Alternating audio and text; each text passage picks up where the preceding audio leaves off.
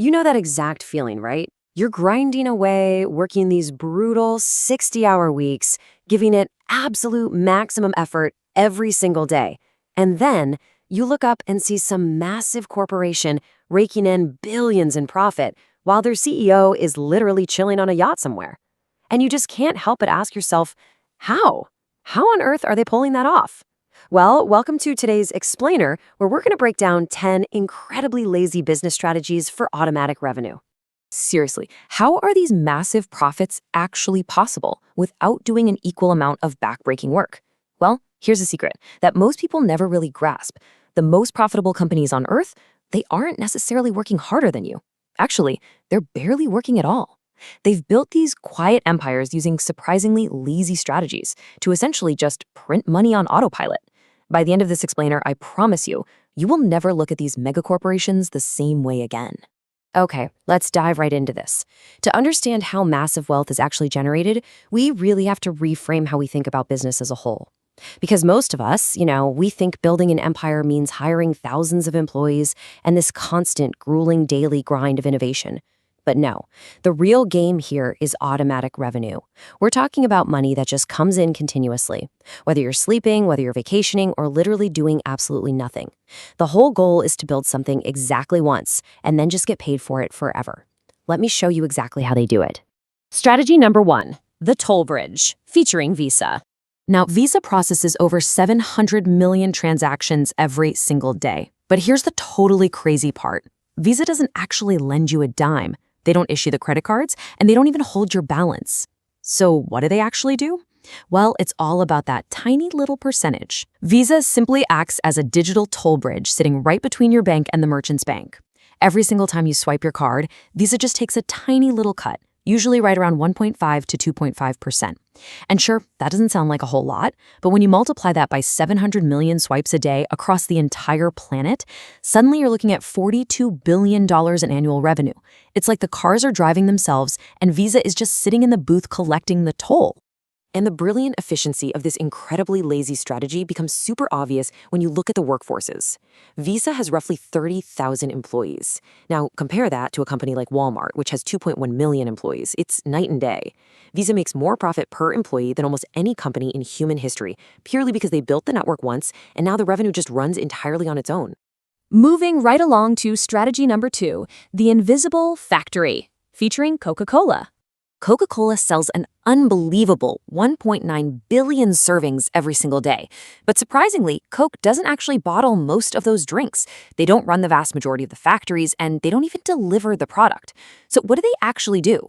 They literally just make the concentrate. That's it.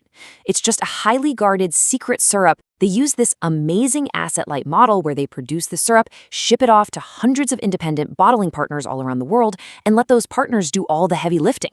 The partners are the ones buying the water, running the massive factories, handling the complex distribution, taking on all the physical risks. Meanwhile, Coca-Cola just sits back and collects a massive $45 billion royalty on every single drop of that branded formula.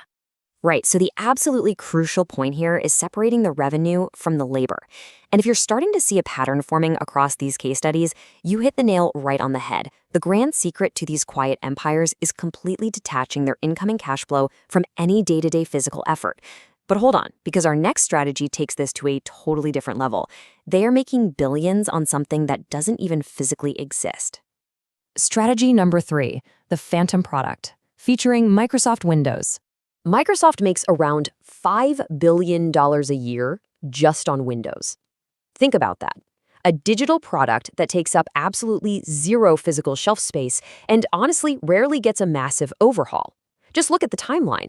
You've got Windows 1.0 way back in the 1980s, fast forward all the way to Windows 10 in 2015, and then a full 6 years pass before Windows 11 drops in 2021. Those are massive gaps between major releases. But the thing is, Microsoft doesn't need to constantly release new physical products to make money. Windows is already installed on 1.4 billion devices worldwide.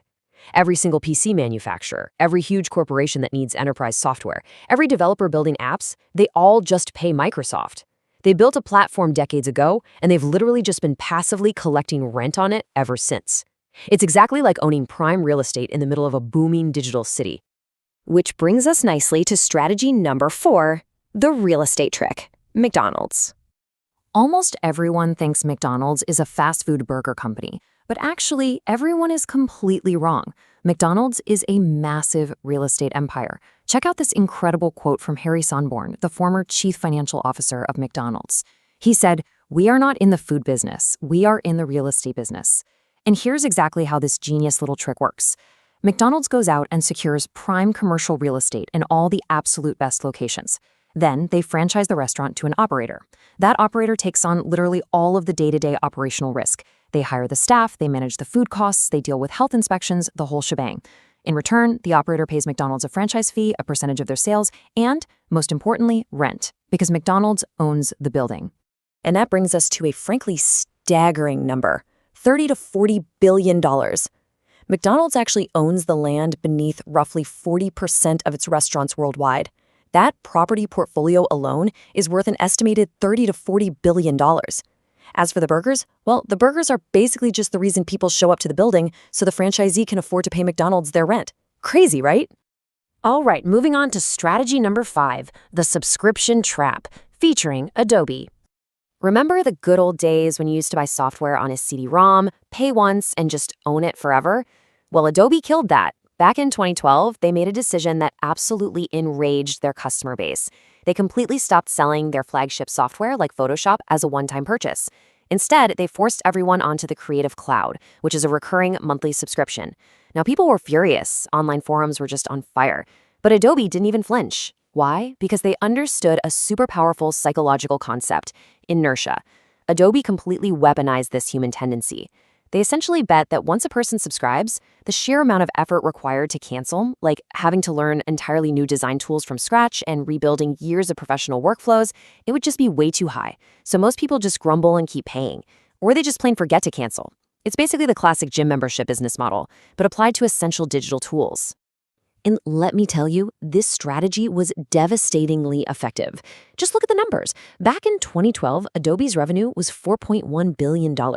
By 2024, it had rocketed to $21.5 billion.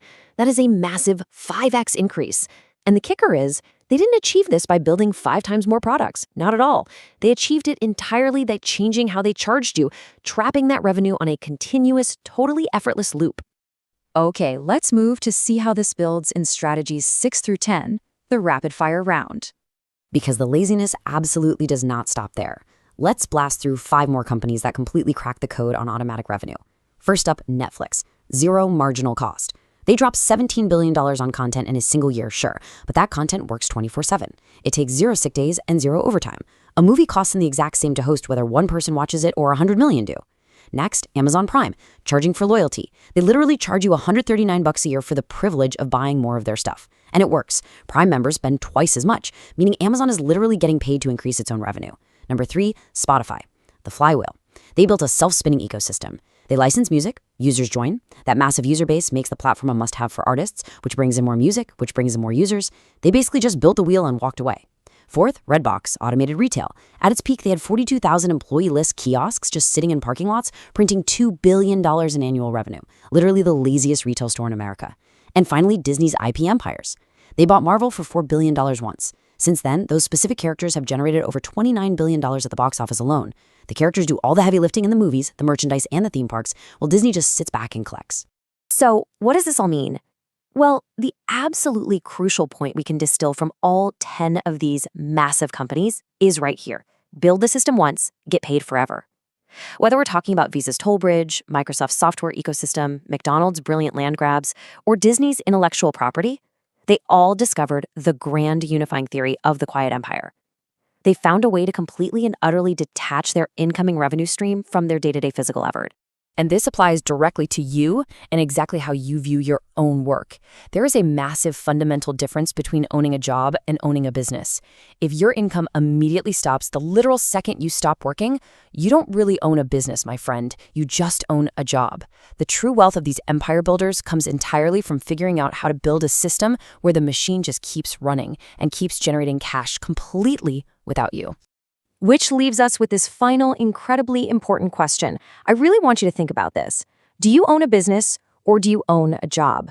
Think it over. And hey, let me know in the comments below, which of these 10 lazy business strategies surprised you the absolute most? Was it McDonald's secretly being a giant real estate company? Or maybe Adobe trapping us all with inertia? I literally read every single comment, and if you want to keep untangling how the world's biggest companies really make their money, make sure to hit subscribe. We drop a brand new explainer just like this every single Wednesday. Thank you so much for joining me for this explainer, and I will see you next time.